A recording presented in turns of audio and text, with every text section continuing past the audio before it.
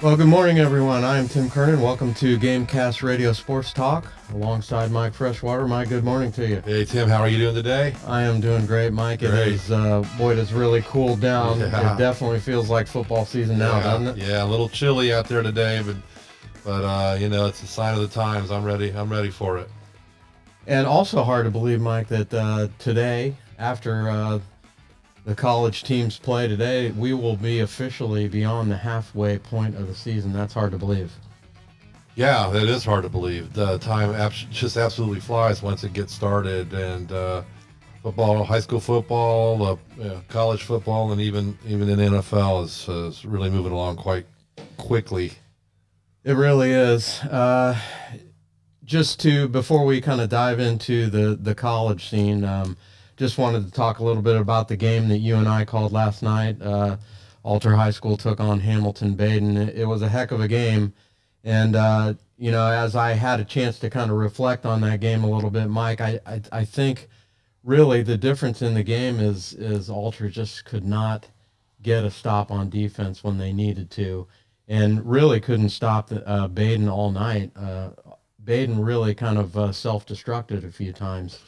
And I think the Knights just had trouble on the defensive side of the ball. Two explosive plays by Baden, one to start the third quarter, one a little bit later on in the third quarter.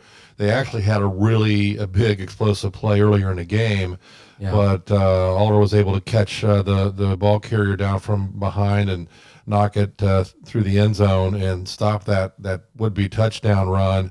But so basically three explosive plays that Baden was able to get off last night. The two in the third quarter were monstrous plays. I mean, they were big plays. And but like I told my brother, who's an assistant coach, and we were on the way home together, you could point in half a dozen plays, maybe at least in that game last night, or reasons why the Knights couldn't pull that off. But would agree that the defense, other than those two explosive plays, those are two 50-yard touchdowns. Yeah.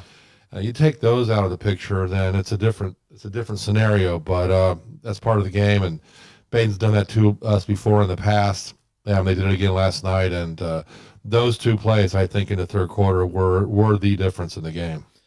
Yeah, they certainly were. And you and I talked a little bit about this last night, but for a long time, the past 10, 15 years, Alter was kind of the dominant team in the Greater Catholic League Conference, which is what they both play in. 20 years. Yeah. And, Baden, the last handful, 5-6 years, has kind of taken that role. And I think Alter has kind of worked their way back. They're close again.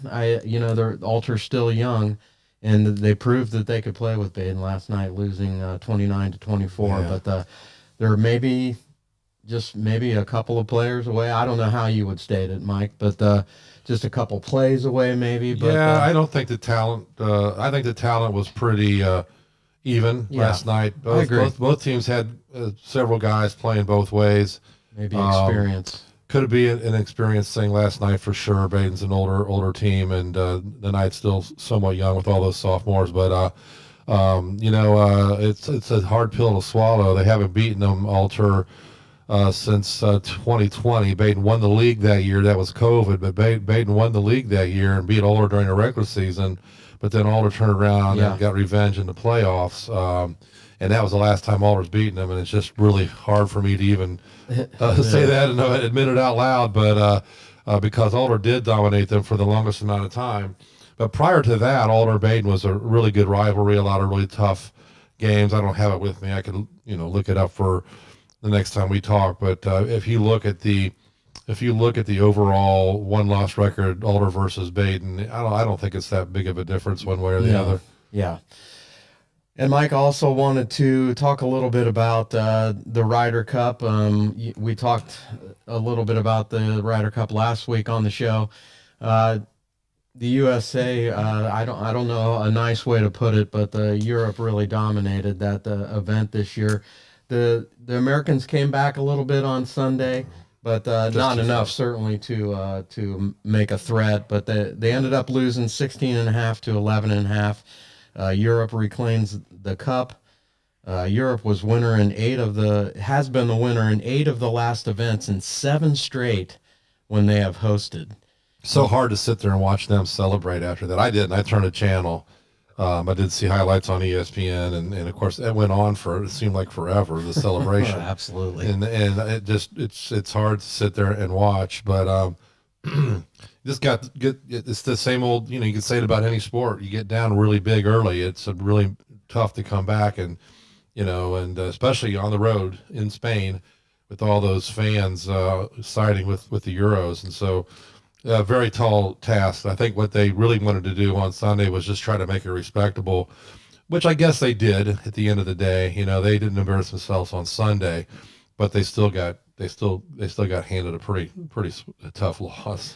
Yeah, and you're right about coming back. You usually expend so much energy trying to come back that it's kind of hard to get over the top. But there was a little controversy on Sunday, I think, involving McElroy and some caddies, and one of the, I think it was Max Homa. I can't remember who made the putt, but it was Patrick Cantlay, and he wasn't wearing a hat, and I think it was Saturday actually, and they got into it afterwards later on out in the parking lot. We don't probably know all of what happened, but it got a little spicy there for a moment, which you gotta love, right? Yeah. I mean, you gotta love that. And as it turns out, Cantlay didn't wear the hat because it didn't fit him. Didn't fit right. And then all of a sudden on Sunday, Justin Thomas isn't wearing a hat. So the whole big controversy was, and the community was trying to make a big deal of the fact Patrick Cantlay wasn't wearing a hat, and how that, I don't know if it's for sponsorship reasons or whatever, but as it turns out, it's because it didn't fit him and he didn't want to wear it. So, it is odd seeing those dudes out there playing golf without hats on, though, and all those logos. Well, and I think the little controversy at the end, I think all that does really is create a little spark for 2 years down the road when it comes back here. Yeah, I like to see it. I liked it back in the day when Patrick Reed would do what he did and get those fans annoyed and all that stuff. And that, I love it. I don't know, how it goes over, if it does it at all over in Europe, but I know the Americans love it. They love that competition, that fiery attitude, and I don't know where it's at in 2 years, but I'm sure the Americans are already planning for what they're going to do to try to get the Ryder Cup back. Absolutely. So, it is 2 years down the road. We'll have to wait for that. It will be back on U.S. soil, and certainly, you don't know who the players will be at that point, if it'll be the same group. That's almost a bucket list item, right, to go to that? Yeah, it definitely is for a golfer, without a question. Right.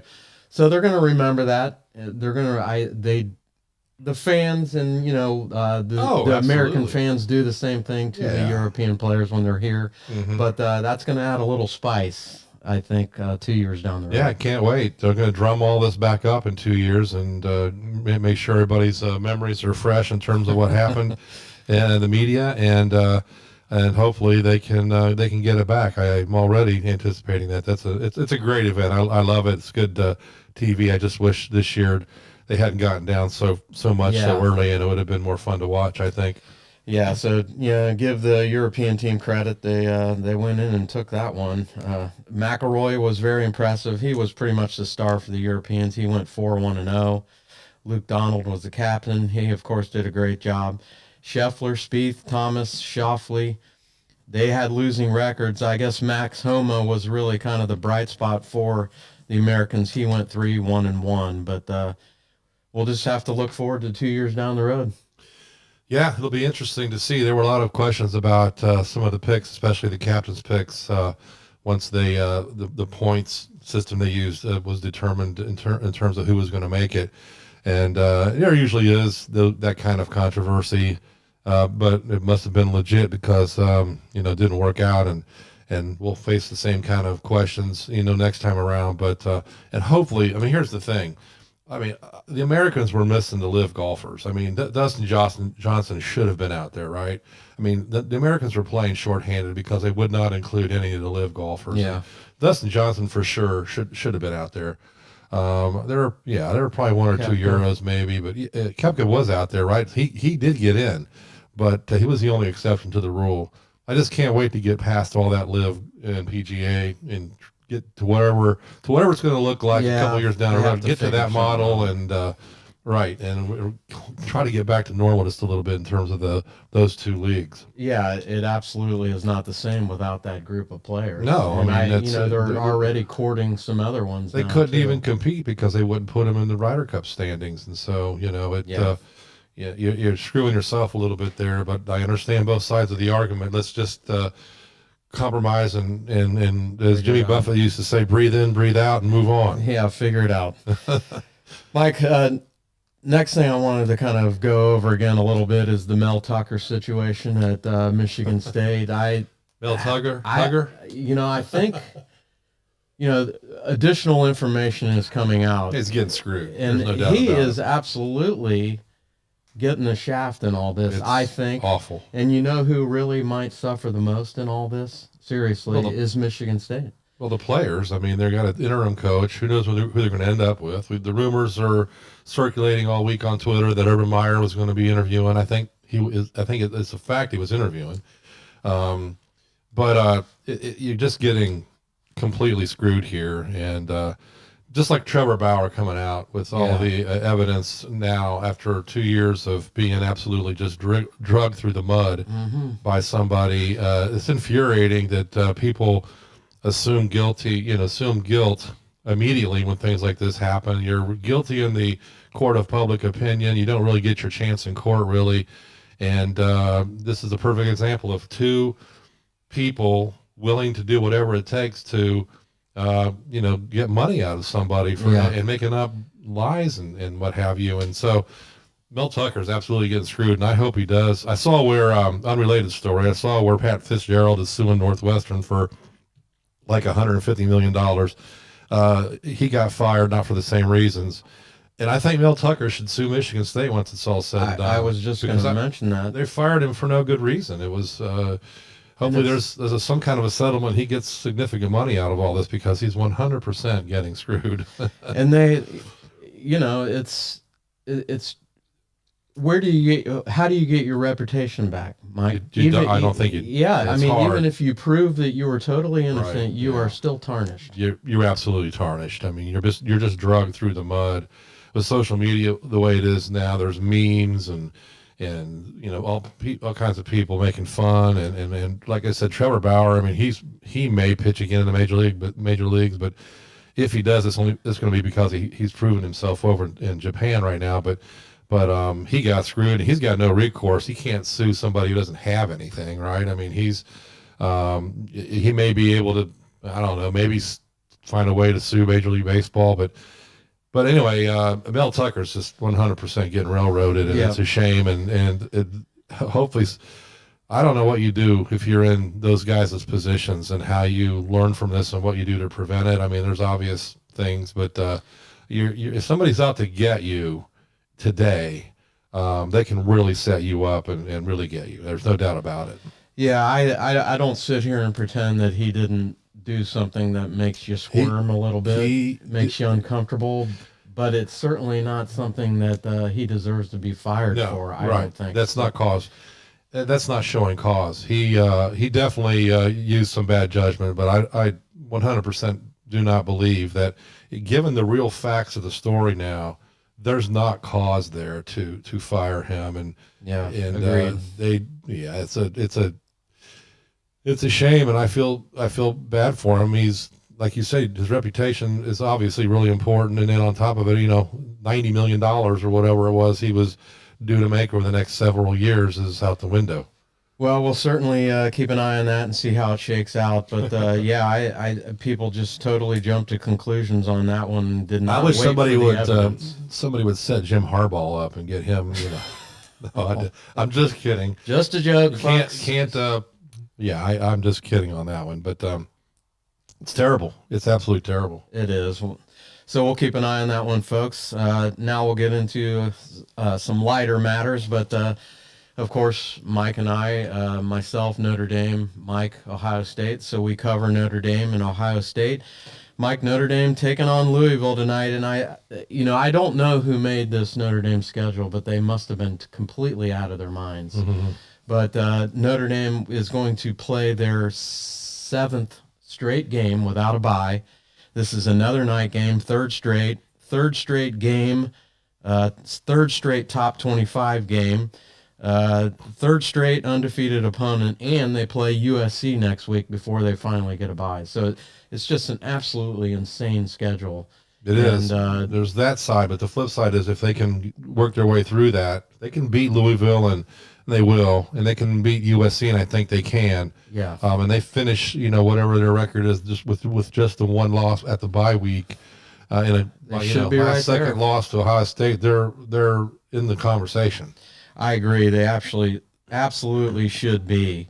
And, I got a lot of texts and messages from people, telling me, oh, boy, what about Duke? They almost lost to Duke. Well, yeah, they almost did, but they came back and won, and they were without their two top wide receivers, and it showed. They had a lot of trouble moving the ball throughout the mid part of that game, and it absolutely showed that they were missing their two top wide receivers, Jaden Greathouse and Jaden Thomas. Yeah, and I think once it's all said and done, they'll also look back at that game that they won, and if you have to consider the fact that Duke's pretty good, they're going to end up with probably having a really good season, and that'll be that win will be look a lot better on paper down the road, making the assumption that Duke goes on and has a spectacular season. They're on their way of doing that.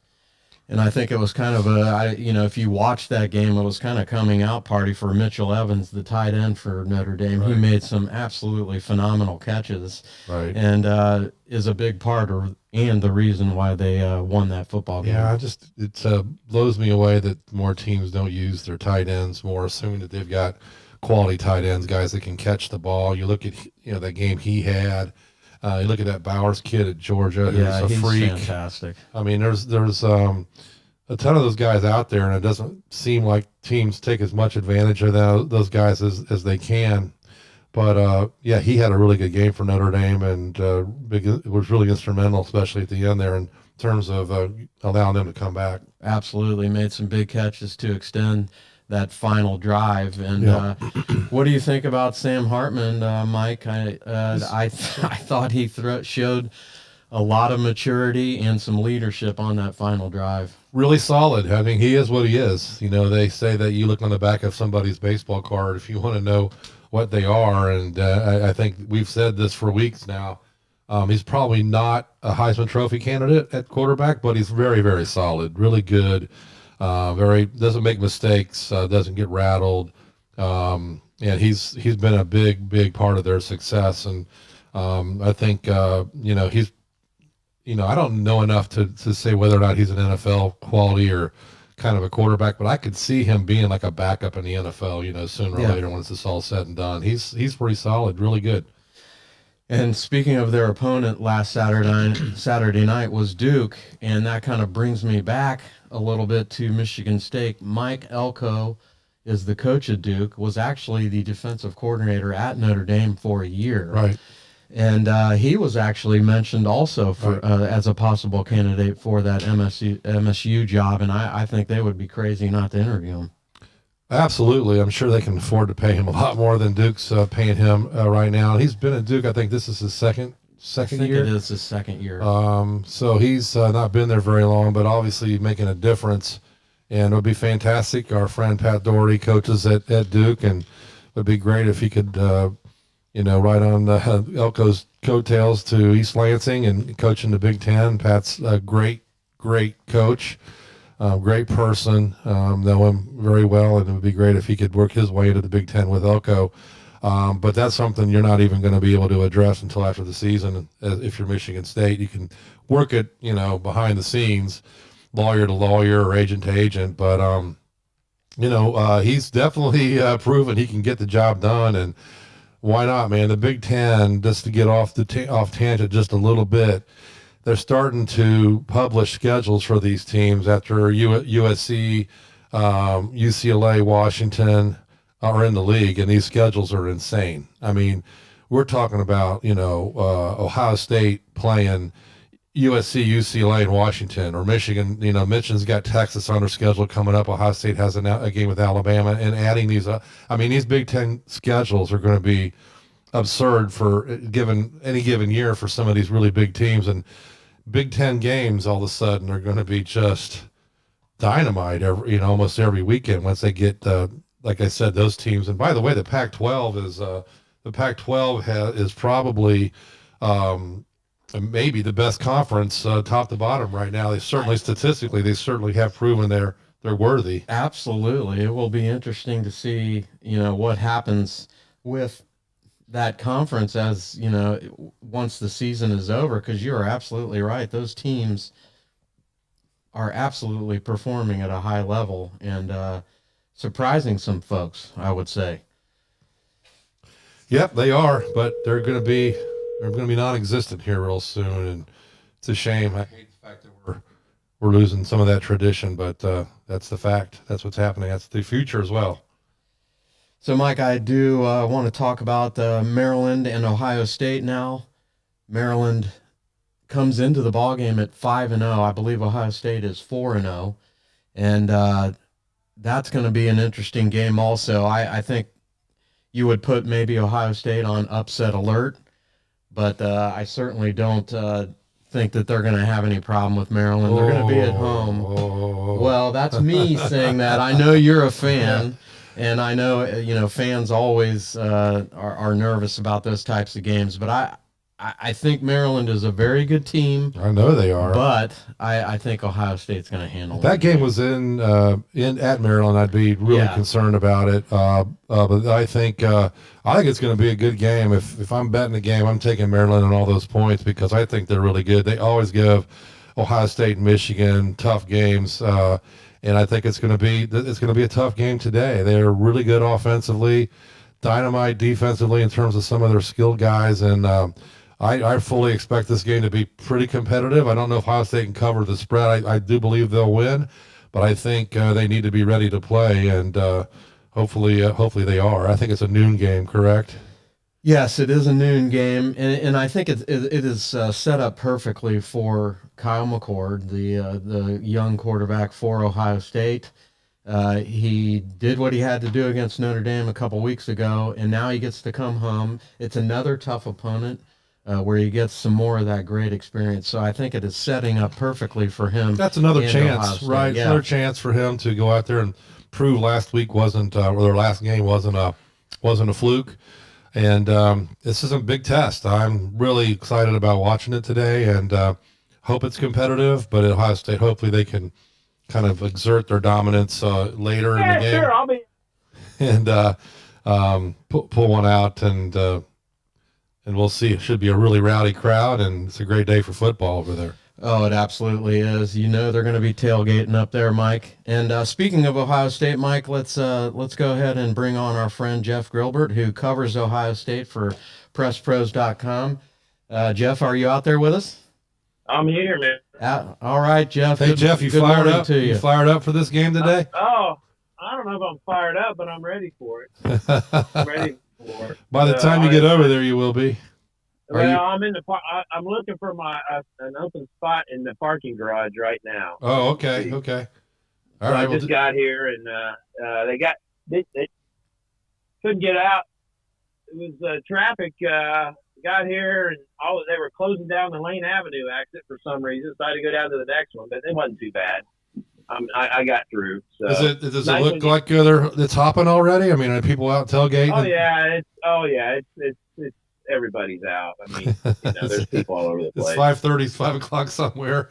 I mean, it's everybody's out. It's just people everywhere. That's the way it is. I know. I love getting over there early enough to just kind of walk around and hang out at some of the tailgates. People watch. It's it's crazy. It's have not been to many other places, but it's got to be a top 10 place to be for a college football game on a Saturday. Oh, it is. It is. It's just so many. It's so many people. I mean, it's just it's just so many people. There's almost as many people outside the stadium, even when by the time the game starts, as there are inside. Oh yeah. There's no doubt about that. I know exactly what you mean. I've witnessed that. So, but yeah, it's a place to be, man. Jeff, before we jump too much, place to be, but today is the place to be. I'm sorry, Jeff. Yeah, go ahead. Excuse me. I was just going to ask you before we jump too much into Ohio State. I just wanted to ask you who you did you go to? Did you cover a high school football game last night? Yeah, I had Centerville and Springfield. Oh boy, tell us about that one. So you can read all about it in the Dayton Daily News too. So, but I did. Sounded like a good one. Did? Yes. Yeah, it was a pretty good game. It was a lot of turnover. That seems to be an epidemic in high school right now. Does it seem like to you that there's more turnovers than there has been in the past? It does to me. I don't know if I'm just thinking that because I'm a little bit closer to it now, or what. Maybe just a lot of turnovers, a lot of emotion, and there were too many penalties last night. I mean, Springfield got penalized over 100 yards, and Centerville got penalized like 20 yards. So, and it just unsportsmanlike and different things. Kid getting kicked out of the game, just stuff that's like. And I'm seeing this. This isn't like, oh, this is Springfield. This is just this team. This is like, I don't know. I feel like I'm seeing it everywhere. It's like kids are just, I don't know what's going on. Is there ramped up pressure? I don't know what's going on, but I feel like I'm seeing a lot of. Yeah, I don't like it. A lot of that stuff lately this year. It just feels more. I blame the referees. Well, I also blame the fact that there's only 5 guys doing the game too. Yeah. They need. Did we lose you, Jeff? It's in a parking garage. I think we may have lost you. When I say that, I'm there it is. Centerville's defense is strong. They got a good defense. Yeah, they usually do. Absolutely. I think that defense is capable of doing some damage in the playoffs as well. Could be. They're not big, but they're good. Ross Topic, who I wrote a feature on for Friday's paper, right. There's free safety. Right. I mean, I definitely didn't jinx him because he had 2 interceptions, including a pick six to start the second half that put them ahead. So is he I couldn't read all that article when I was looking at it on my phone this morning because I didn't have a subscription. But is he a junior or is he a senior? He's a senior, yeah. Yeah. He's getting quite a bit of attention though too, right? He's an FCS or a D2 player. Okay. What he is. Okay. I mean, that's what he's getting recruited at right now.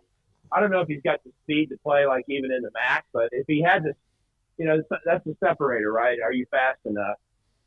Yep. And so if he's fat, he's good. He's a good enough. It's kind of like he's a good enough football player if he's fast enough. So. You're right. Anyway. Jeff, wanted to ask you about Marvin Harrison Jr. He was banged up a little bit in the Notre Dame game. Have you heard anything as far as an update on that injury, and will he be at full power today when they take on Maryland? Ryan Day said the other day, as little as Ryan ever says about injuries, he said Marvin's good to go. Okay, well, that's good for Ohio State and you, Mike. Yeah. Well, he had that bye week came at a good time as far as that injury goes. Hopefully that came at a good time, and he'll be ready to roll. And I still think he was holding on that play, and that is why he got injured. He was holding. I don't know the definition of holding anymore. I don't know what holding is anymore. That was a good block. My holding see. You think he was holding? He had a handful of jerseys. Yes, he did. Who are you talking to? Totally agree. That's Sonny Folks. He's the guy I work for over here at Press Pros, and we're walking into the ball game together and to the stadium, and he's like, "Yes, he did. He had 2 hands full of jerseys." There you go, baby. I love it. Anyway. Yeah. So, well, all right. Well, I think today will be. Let me just give you a quick synopsis today, and then I probably got to get off here because I'm going to get ready to go to the elevator here in a minute. But I think as I wrote some this week, Ohio State's looking for their identity. Who are they? What they got to be good. You got to be good. You got to be able to run the ball, throw the ball, play defense anymore. You can't just run and play defense. You got to be able to do all three. And they've got the passing, I think, is there. Is the defense really good? Might be. They're playing another good quarterback, which I think is good for them to be playing good quarterbacks right now, because they're going to have to face a couple. If they want to win anything big at the end, they got to have to be good quarterbacks, and so they're getting a lot of practice with that right now, which they haven't usually in the past. So this year they do. So we'll see what that happens. But I think, what's the spread today? I don't think it must like 20, isn't it, or something? It's 20? pretty significant. Yeah. What? Give us a score. Give us a score, Jeff. I don't know if they'll cover, but they'll get in the 30s, and if their defense is legit, if their defense is really legit, they'll cover. If their defense is maybe not quite where they want it to be yet, they won't cover. But I think they'll win. All right. Well, have fun covering it. Be thinking of you. We will. We Yeah, will. Jeff, have a great day. Thanks for joining us, and hopefully we can talk to you next week. All right. Talk to you later. Bye. Have a good day. And that was Jeff Gilbert. Got a tough job, doesn't he? Writes for Dayton Daily News and covers Ohio State for PressPros.com. Tough job. Yeah. It's getting on that elevator over there, which I've done, and I was just like kind of speechless when we walked in the bowels of the stadium there to go up to the level we were going to be covering Alder State Championship game over there several years ago. It was like we pushed number 8. We were going 8 stories up. That's crazy. I'll never forget that. I'm like, oh my God, we're going 8 floors up to see this game. We were so far up. I could not I couldn't make the numbers out on the jerseys below. I had to watch the monitor and look at the big screen. But it's way up there. But they have a great, just an absolute awesome hospitality area for all the press that's there. So Jeff will eat and drink well today. But what a great job to be able to go do something like that and get paid for it.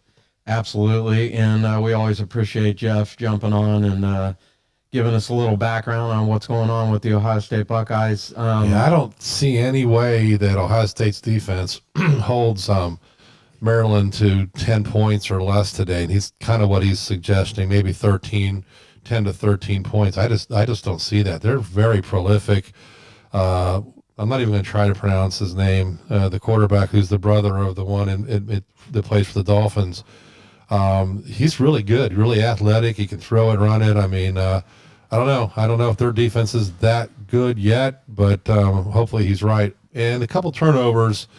If Ohio State can generate a couple turnovers, maybe that stems the tide a little bit. But I'm just scared to death of Maryland's offense and the way he throws it around. That's really the only and I think weakness is probably not even the right word to use, but the only weakness I saw, at least based on the Notre Dame game, was I didn't think Ohio State's defensive line was as tough or as big and as strong as it has been in the past. But, again, that's splitting hairs a little bit. But, I think that will be an interesting matchup, Mike, if you will, the Maryland offense against the Ohio State defense. But like you, I think Ohio State will eventually come out on top in that one. They may not cover, but I think they'll definitely get the win today. I'm going to play a 3-game parlay. I'm going to take Maryland in the points, Texas A&M in the points against Alabama, and I'm going to take Kentucky, although that spread's gone down from where it opened at 17.5 to like 14. But I'm going to take Kentucky in the points against Georgia.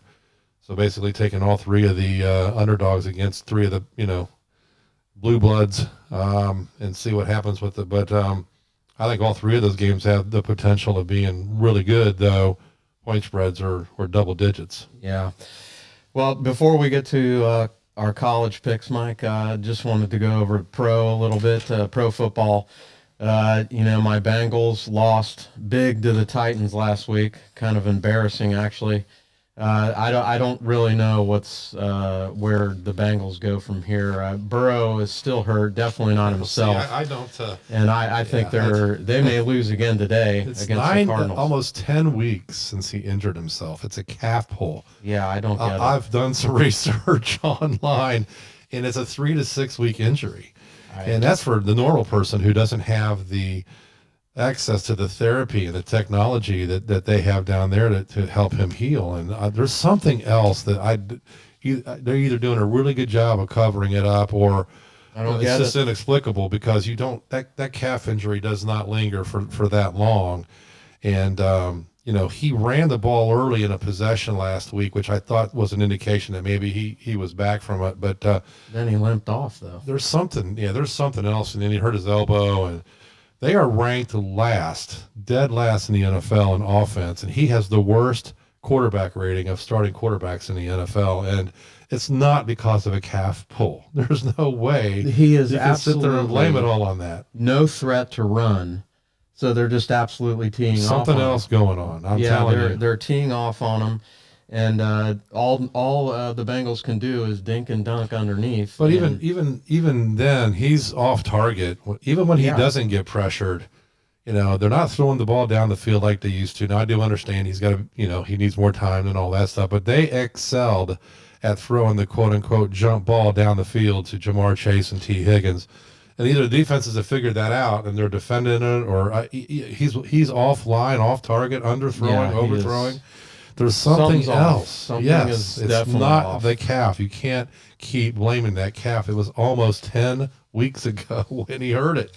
Yeah, it's crazy. I just don't really understand what's going on. Unless it's so bad and they thought they considered, I don't know, can you do surgery on a pulled calf? Is that something they considered and wanted to take chances on that and maybe get into the off season? I mean, that's a stretch, but I don't know. It's mind-boggling. And if you'd have told me for any reason whatsoever, Burrow would have started and played every game, and they would be last in offense, and his QBR would be dead last, I would have bet you my Social Security check, or maybe two of them on that one, because that's just, to me, it's inexplicable. But they can keep using the injury as an excuse if they want to, but it's sooner or later there's got to be another explanation. Are you getting a Social Security check? Yeah, absolutely.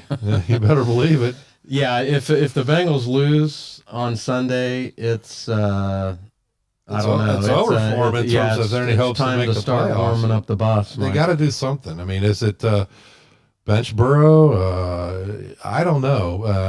On the road at Arizona is and they're not bad. They just beat Dallas not too long ago. So, Josh Dobbs, the backup quarterback that's playing well down there, was with Cleveland, and they traded him once they decided they wanted to go with DTR up there, which was probably a mistake after we found out last week. But I don't know, man. It's they've got to win tomorrow. They have to win, or it's. I think it is a must win. You're going to start seeing people with backs over their heads. Oh yeah, they do not look good. I mean, and the defense has looked good in stints, but they're always on the field. That's true. Yeah, they're absolutely always on the field. They've not probably been as good as they were last year. They're missing two big pieces in the defensive backfield that left the team. But yeah, man, it's a bizarre thing. Yeah, it's ugly. Yeah. And the Browns lost to the Ravens last weekend. Yeah. I don't think they looked very good either. Well, they're playing a fifth-round rookie quarterback. I mean, what would anybody expect? I jumped on the Ravens, betting the Ravens as soon as I heard he was starting. I mean, I went all in on the Ravens. I knew that they had no chance. You're talking about a fifth-round rookie quarterback, and his name's not Tom Brady. He looked terrible, and again, the defense for the Browns was out on the field the whole game because they couldn't sustain any kind of a drive or possession. The game was over at halftime. It was over before it started with him back there, and I guess Watson's healthy and back and ready to play this weekend. But God, I hate the Ravens. I hate losing to them. I was just going to say, I think the Ravens have really been the beneficiary of the Browns and the Bengals being that good. And guess what? This week they're playing against another team that has a backup quarterback. So they really haven't impressed me that much either. They've just played a weak schedule so far. And they're always good on defense. They very well could be a good team, but they have not really impressed me that much. Lost to the Colts the weekend before. Was it the Colts the weekend before that they beat the Browns? They lost to somebody who everybody thought was going to be not very good this year. They played the Steelers also. Yeah. But in the NFL, I mean, there really is no weak schedule. I mean, you got to play everybody, and anybody can beat anybody really on any given Sunday at this point. But just don't. I mean, anybody but the Ravens or the Steelers, right? That's right. And Mike, before we move on to discuss the upcoming college games today, let's go over just our records real quick. So far in the pros, you are 5-7. Boy. I'm at 8-4, which Whoa. is hard to believe. You need to start betting, Tim. But college, you were at 5-5, and I'm at 5-5. So we are tied in the college picks, and I'm beating you a little bit in the pro ranks. But the games that I thought that we would pick today, let's go ahead and do the Bengals Cardinals, Ravens Steelers, Eagles Rams, Chiefs and Vikings, and boy, this is going to be a really good one. The Cowboys at the 49ers. Yeah, those are some good games. Let's go. All right. Unfortunately, I'm going to go against my Bengals. I'm going to pick the Cardinals in that one. I think the Cardinals are probably going to blow out the Bengals. I hope I'm wrong on that one, but I'm going to go with the Cardinals. I don't know. That's I guess 3.5. The Cardinals are getting some points against the Bengals unbelievably at home, but we're just picking the outright winners, right? Yeah, we're just going to pick. I'm going to say the Bengals bounce back and win a must-win game on the road down there. Josh Dobbs is a decent quarterback, but I don't know if he can lead them over, the Cowboys and the Bengals. The Cardinals are surprising everybody and playing well, and it's always hard to go down there and play in that heat. I heard it's going to be 100 degrees, around 100 degrees tomorrow for that game. But I'm picking the Bengals. I just can't fathom them going 1-4. Okay. Next game is the Ravens at the Steelers. I think the Steelers stink, but I'm not really that impressed with the Ravens. I think the Steelers are going to rally and they're going to get this one. Yeah, they look so challenged offensively. I can't see them scoring more than 10 points against that defense. There's absolutely no way I can say the Steelers. Can they tie? I'd like to see them tie. I can't stand either one of those programs. I don't like either one of them. But I'm going to go with the Ravens in that one. I think they're gonna if they don't dominate Pittsburgh, they're gonna win relatively easily. Here's another intriguing one, Mike. The Eagles at the Rams. The Rams are one of those teams that are just up and down, and that's unbelievably. That's the team that the Bengals defeated this season on Monday night down in Cincinnati. I am going to go with the Eagles in this one. It's at the Rams, obviously, but I think the Eagles are a really good team this year. They are, but, I mean, they don't blow anybody out. They've played some really tough, close games against seemingly inferior opponents, which leads me to believe that maybe the Rams can cover against them at home. But the Eagles are probably too good to lose. Probably should have lost last weekend. I had them in my survivor pool, but thankfully they were able to pull that one out, and I think they'll go on the West Coast and probably win a close one against the Rams as well. Next game is the Chiefs at the Vikings. This is another, at least on paper, looks like a very good ball game. The Vikings are struggling a little bit, but I think the Vikings are going to sneak up on the Chiefs and take this one. I couldn't disagree more, but who did you pick in the Eagles-Rams? I didn't. The Eagles. The Eagles. Yeah, Eagles in a close game. Yeah, I think Joe Thuney and the boys are going to take care of business today.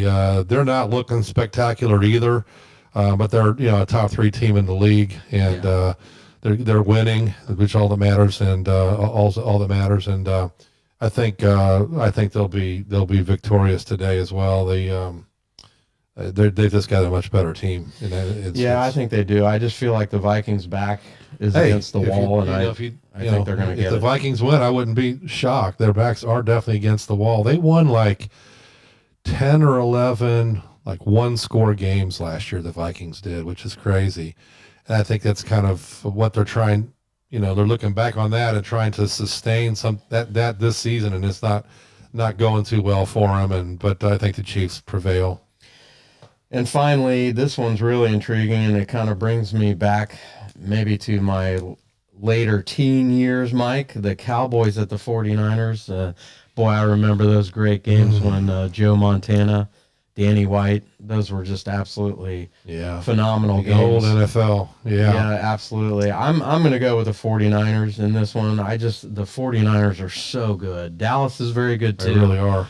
But I think the 49ers defense is just absolutely phenomenal. And McCaffrey on offense for the 49ers has been terrific. Yeah, the Cowboys and Dak Prescott have taken a lot of heat. They answered last weekend in that route. But I think, just for the sake of me and you doing this, I think I'll take the Cowboys in that game. And All right. but I am so sick of watching and listening to national sports talk and hearing about the Cowboys. Basically, the Jets, the Cowboys, and some, the 49ers, of course, get quite a bit of attention. But if the Cowboys beat the 49ers, that's all we're going to hear all week on national TV and radio. Didn't you know that the Cowboys are America's? They're America's team. I don't even know where that came from. I never got a vote. Well, I can tell you why the Braves were America's team. You know that answer, right? I don't. Well, they were the first team to be on national television when TBS carried them over cable years ago. So they were on national TV, every if you had cable, virtually every night back in the day. And so hence America's team. Where they got America's team for the Cowboys is a really gross assumption. Self-proclaimed. It's a gross assumption and 100% not America's team. In fact, I don't even know who might be, but it's not the Cowboys. All right, Mike, this is the official 6th week of college football. I got a couple games for us picked out. The top 25 games are really good this week. First, number 1, Georgia will take on number 20, Kentucky. I think Kentucky is a lot better than people think. That'll be a 7 p.m. game. You got Michigan at Minnesota at 7:30. Michigan, I think, has played a high school schedule so far, but Minnesota is somewhat of a formidable opponent. They're an enigma, Minnesota, right now, I think. But keep going. Of course, number 4, Ohio State takes on Maryland at noon. And then we have Notre Dame at number 25, Louisville at 7:30 on ABC. And then finally, Alabama at Texas A&M. So, there's all sorts of interesting games. You got Washington at UCLA, North Carolina at Syracuse, Oregon State at Cal, Ole Miss at Arkansas, Miami, Florida at Georgia Tech, Missouri at LSU. LSU's been a disappointment, and that really doesn't break my heart. And Fresno State at Wyoming. But those first 5 games that I told you about, let's go ahead and pick those. First off, Georgia at number 20, Kentucky. Kroger Field, right, down in Lexington. Because Kroger's CEO, Barney McMullen, is a Kentucky alum. So, anyway, I've already said I'm going to bet on Kentucky and the points here. I think it's 14 or 14.5, opened at 17.5. I don't think they can pull the actual upset and win outright, so I'm going to take Georgia, but I think Kentucky covers, but taking Georgia to win that game, and I hope it's a really competitive game. I think Kentucky is definitely pretty solid. They just hammered Florida last week, and I think they've got a good chance of making that very competitive. I am going to go way out on a limb here and pick Kentucky in this one. I think they're going to pull the upset because I don't think Georgia's as good as their number one ranking. They struggled last week against Auburn and won that one late. If Kentucky's able to upset Georgia today, Lexington may never be the same after that. I mean, they will tear that town. Burn it down. They might burn that town down because obviously Kentucky just year over year known as a basketball school. But Mark Stoops has them back. Yes, one of the top 10 highest paid coaches in the NCAA. In fact, he makes more money than Jim Harbaugh. He's earned it. He's deserved it. And he's got them, I think they're 22nd or 23rd ranked in the country right now. I'm at 20. That 20th. Okay. Yeah. They moved up after they're beating Florida like they did last week. Yeah, they shellacked Florida. Top 20, and to knock off they knock off Georgia, they'll probably extend his contract another 10 years and give him as much as he wants. The biggest win in Kentucky football. Not even close. Yeah, not even close. Speaking of Jim Harbaugh, the Wolverines are at Minnesota at 7:30 p.m. on Peacock. I really don't care at all about this game, but I guess I'll go with Michigan. We'll watch it and root for Minnesota, but I don't think they have much of a chance, even though Michigan has not been tested. Minnesota's been a little bit of a disappointment this season, and it will take a miracle by them. P.J. Fleck, Jim Tressel, disciple, they'll have to pull some rabbits out of their hat and get a couple breaks, I think, to have a chance against khaki pants Harbaugh. But So Michigan's going to win that game. It's a pretty easy pick, really. And you and I already talked about this one. I think we both pretty much already made our picks, but Ohio State will host Maryland at 12 o'clock on Fox. Just a couple hours away. I'm going to go with Ohio State, of course, and I believe you are as well. I am. Although I think Maryland covers the point spread, Ohio State probably prevails there, and hopefully as convincing as possible, and they maintain their standing in terms of what do they rank, number 4 right now, I think, maybe. Ohio State is fourth, yeah. Every night, every game, Ohio State's needs to be out. You're going to be out to prove something. At least it feels like they should be, and going to be really interested in watching that game tonight and the today and the defense and how they handle Maryland and Tua Tagovailoa. Is that right? That's right. That's good enough for me. Number 10, Notre Dame at number 25, Louisville. This game already makes me sick to my stomach. I can't stand these late games, waiting all day. It's the third week in a row for Notre Dame to play a night game on national TV, and this is Louisville's Super Bowl. They're already talking about how this would be the biggest win in Louisville history if they upset Notre Dame. I mean, how many times has Notre Dame gone to Louisville, right? I mean, how many times has that even happened? Not many. They have. Okay. But it's you can count it on one hand, I believe. I'm going to go with Notre Dame just with my heart, obviously, but this game scares the heck out of me. Well, Notre Dame's they teetered on the brink of disaster last weekend, but were able to hang on there and win. I think they're the better team. I think they win. I don't know what the point spread is in that one.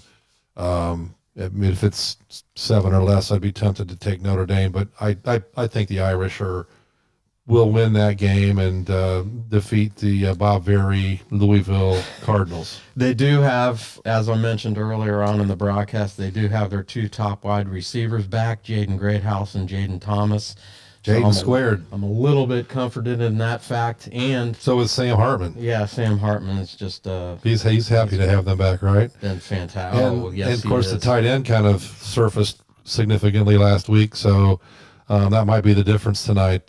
Great game for Saturday night to be watching. I might put the TV out on the patio and start a fire myself. Ooh, that sounds good. Yep. Another intriguing one, Mike. Alabama at Texas A&M.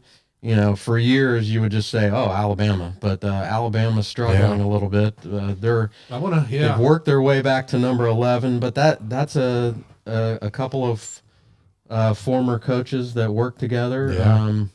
I'm not a huge fan. Don't think they like each other right now. No, but who are you going to go with in that one? I'm going to give you first. Yeah, pick. I'm betting A&M in the points, and I'm going to pick them to win outright in this right here because they're playing well. They got their hats handed to them early in the season. I think it was Florida State, somebody like that ran all over them. But since then, they've been really, really good, and they're talented. They have 4 and 5 stars across the board because of all the NIL money they have down there. They're number 1 in NIL, and like it or not, Fisher is a good recruiter, and they've got the talent. If they just stop smoking weed in the locker room before or after games, they can probably put it together. Goodness. But unbelievable. And that really happened, by the way. But no. but I think A&M pulls the big upset tonight and beats Alabama, and maybe sends Nick Saban off riding into the sunset here sooner or later. Sick of hearing about Alabama. I don't hate Nick Saban. He's kind of like Bill Belichick. I got to the point where these guys are winning. If you don't like them, beat them. And if you can't, then if you can't, it's you just kind of got to jump on board with them. But and I do not like Jimbo Fisher at all. But putting all that aside, I'm taking A&M to win that game tonight. Going to bet them in the points, and I'm going to pick them to win here. I agree, Mike. I have watched Alabama a couple times this year. They're always stacked with talent, but I don't think they're playing well. They got a young quarterback who's kind of trying to find his way. Milroe, I believe his name. But I agree with you. I think A&M is kind of on the rise, and Alabama is struggling a little bit. Still a very good team, but I'm going to go with A&M as well on that one. Yeah, what time is that game? That game is 3:30 on CBS. All right, got my day set up. All right, Mike, that brings us to the point of the show. Before we wrap up, we're going to do helmet stickers, and I'm going to go homer on this one. I'm going to be put on my Homer Notre Dame hat, but I'm going to go with Sam Hartman. And the reason why I picked him, his stats were, not off the charts or all that impressive, but he led Notre Dame last week. They were down late with just about a minute to go, or a little over a minute to go in that one. And he led Notre Dame all the way down the field, got the winning touchdown, and Notre Dame defeated Duke after, kind of a lackluster second half they had, and Notre Dame got the victory. So I'm going to give my helmet sticker to Sam Hartman of Notre Dame, who was 15 of 30 for 222 yards, 0 touchdowns, and 0 interceptions in that game. Yeah, good pick. Took them to the win, and probably their MVP so far this season overall. I want to go with Ray Davis, running back for the University of Kentucky Wildcats, single-handedly ran all over the Florida Gators last week. 26 carries, 280 yards for an average per carry average of 10.8 yards and 3 touchdowns. They didn't need to throw the ball last week against Florida to dominate them. My man Ray Davis with almost 300 yards rushing. And hopefully he can do some of the same tonight against Georgia. But that's my helmet sticker too. Impressive. Never heard of before last weekend for me, Ray Davis. Very, very impressive. Yes. So, folks, that's going to wrap it up for us today. Mike, enjoyed it very much. Thanks for joining me on Gamecast Radio Sports Talk. We'll do it again next week, but had a great time today. Yeah, it was great. Can't wait for the games today, tomorrow, and just keep moving forward one week at a time. It's the best time of the year, really, in terms of football. Absolutely, football, weather, everything. You just gotta love it. Put a pot of chili on. Spices and everything nice. Lattes and breads and cookies. Hey, folks, do us a favor on your way out. Subscribe to the channel. Flannel warning. Somebody said it was a flannel warning. That's good. I like that. Yeah, subscribe to the channel and like the show. We'd really appreciate that. Would help us out. So, folks, have a great weekend. Enjoy all the football this weekend, and we'll talk to you next week. Thanks for joining us on Gamecast Radio Sports Talk. So long, everybody. Have a great day.